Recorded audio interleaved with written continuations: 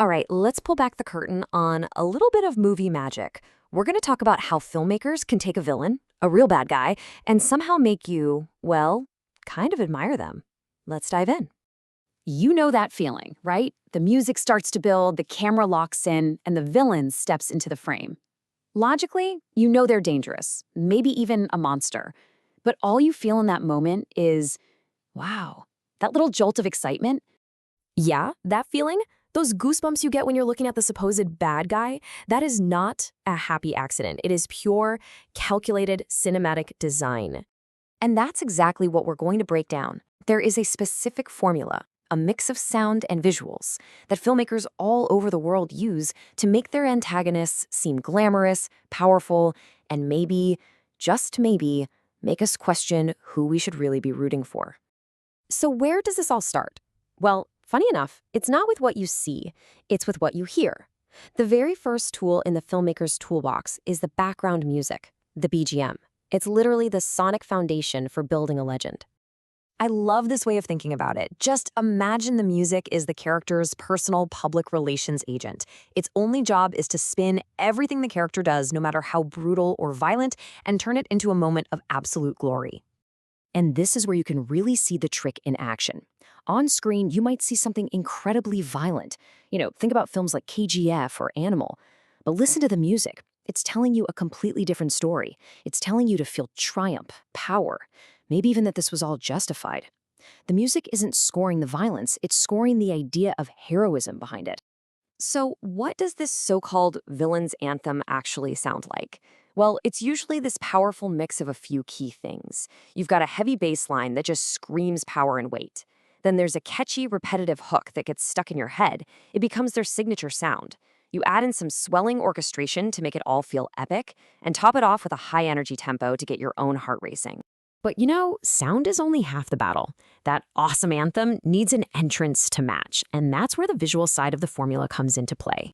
Filmmakers use something we can call the power shot. Now, this isn't just one simple camera angle. It's a whole sequence of techniques, and they're all working together with one single mission, to make you see this character not as a person, but as an icon, someone you almost aspire to be. Okay, so here's the playbook. First, you start with the slow motion walk. This makes every single step feel important, deliberate, legendary. Second, you use a low angle shot.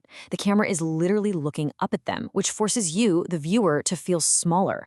They are larger than life. Third, bam, that villain's anthem we talked about kicks in, setting the entire mood. And finally, number 4, the world inside the movie reacts. People stop, they stare, maybe in fear, maybe in admiration. It just confirms for us that this person's power is real. So here's the key takeaway from all this. When you combine all these techniques, you're not really watching a person, a criminal, anymore. You're watching an event. The character is transformed into this unstoppable force of nature, and you just can't help but feel that it's thrilling to watch. But why? Why are we so easily drawn into this? Why does this formula work on our brains so darn well? Well, that gets us into the psychology of it all. Get ready for this. 0.1 seconds. That's it. That's how fast sound hits our brain and makes us feel something. It's so fast, it completely bypasses our rational mind. So before your brain can even process, hey, wait a minute, that guy just did something terrible, the music has already screamed, wow, that was awesome. So what is it about us that gets so hooked? Psychologically, it's tapping into a few powerful ideas. For one, there's this wish fulfillment of watching someone just do whatever they want with no consequences. We also have this natural attraction to anti-establishment figures who just break all the rules. But at the end of the day, it's that sound and imagery working together to create an emotional shortcut, telling our brain exactly how to feel before we even get a chance to think. Okay, so now that we know the formula, what's the point? What do we do with this? Well, it's all about learning to listen with your eyes and, watch with your ears. And let's be super clear here.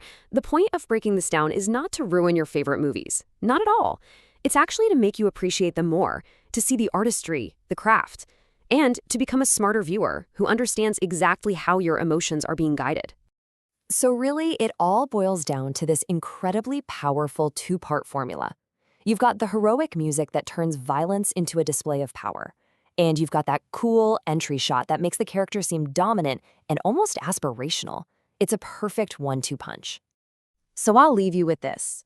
The next time you're watching a movie and that heavy bass drops just as the bad guy walks on screen in slow motion, just ask yourself, am I being shown a hero or am I just being told to feel like I am?